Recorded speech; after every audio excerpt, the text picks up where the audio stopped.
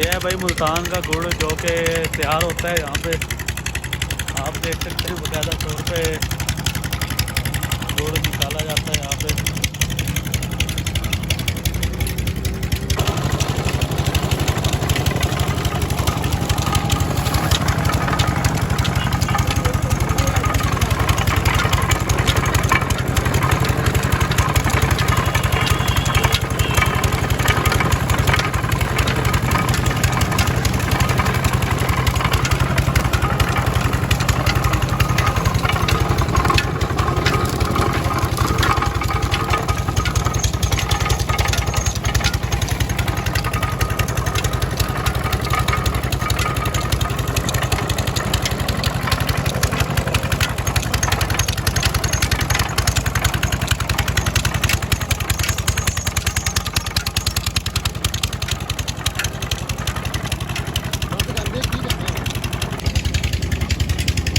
ठीक है उसको आते तो साफ अंदर भी है रात से पहले गर्म होती है फिर इससे आते जिस वाले पहले बाहर करते हैं खाली से आग जलाते हैं वाले फिर गोल बनता है।